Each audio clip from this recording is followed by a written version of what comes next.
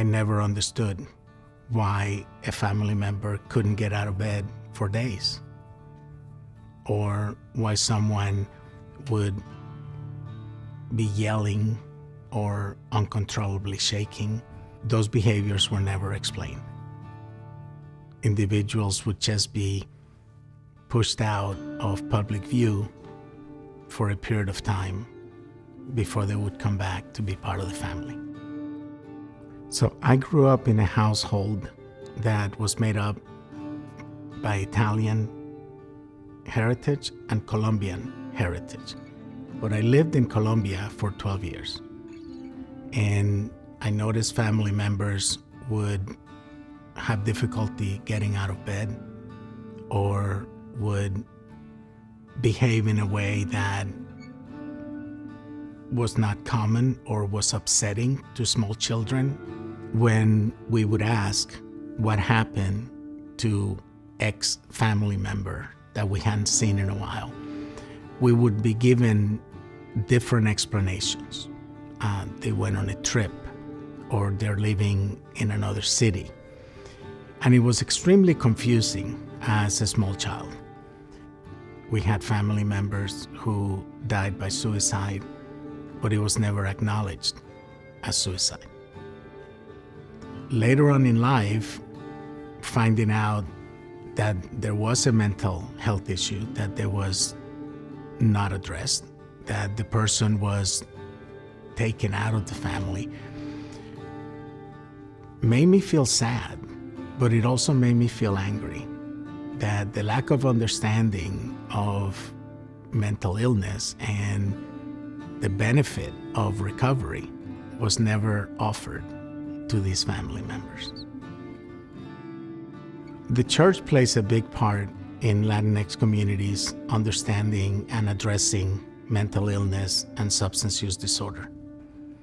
When individuals identify that someone is suffering because of a mental illness or substance use disorder, one of the first recourses is to go speak with a priest and to begin praying about it.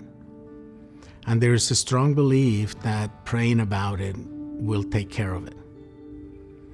And often the person who is suffering will go undiagnosed or misdiagnosed or be taken away from public view.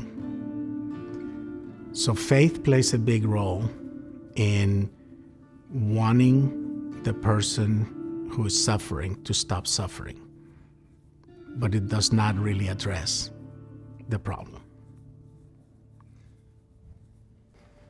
So the turning point for me and dedicating my life to working in this field and helping others came with my own personal recovery. I became a clinician because of my own troubles with alcohol and drugs when I was in college. I was blessed enough to find treatment at age 21 in the United States. I fell in love with counseling during my early recovery when I was volunteering at a counseling center. I was witnessing the miracle of individuals getting better, reclaiming their life. So I went back to school because I wanted to be a clinician.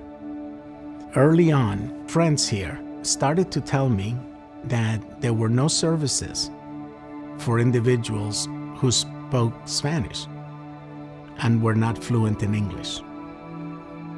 I witnessed my mother, who speaks 3 languages, has lived in 2 different continents, struggle with understanding the American clinicians trying to explain to her the course of treatment that was being offered to me.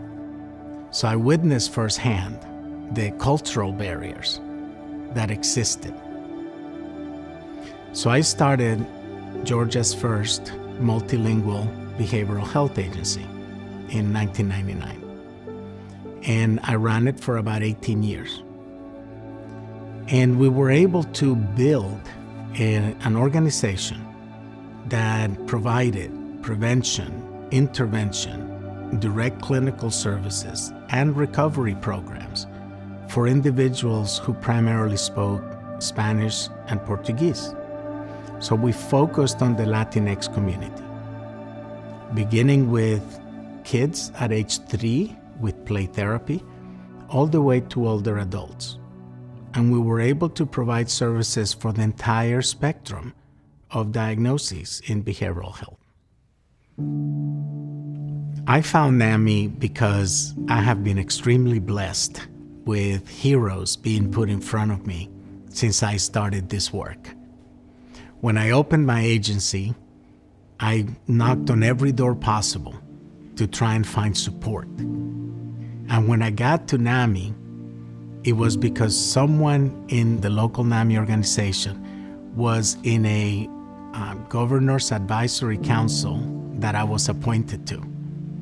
And immediately, she and I became very close because she also had an interest in wanting to make sure that the Latinx community was being taken care of. Since then, it's been a wonderful opportunity to partner with NAMI. To this day, the only Spanish language mental health conference in the state of Georgia was a reality because of NAMI. NAMI is a wonderful partner that continues to help. And in the communities, trying to reach out and provide the Spanish language programs that NAMI provides and make sure that we have good community partners. Today, we're also seeing faith play a recovery role, not only individually, where someone can rely on their faith to sustain their recovery, to maintain recovery, but also in the community, where pastors and priests and preachers are now understanding better what the person needs. And we often see referrals coming from the faith community to counseling centers in Latinx communities. I walked the NAMI walk for my family members who died by suicide, who did not have the opportunity to recover, but also to demonstrate that when thousands of individuals come together for a single cause, we can make the opportunities available for everyone to have a happy, successful life. Funds from the NAMI Walk support the free programs that NAMI offers, including programs in Spanish for Latinx communities. Mental health for all means to me that an individual is going to have the opportunity to access the services, the education, and the support needed for them to live a happy, successful life. With NAMI, you're not alone. Con NAMI, tú no estás solo.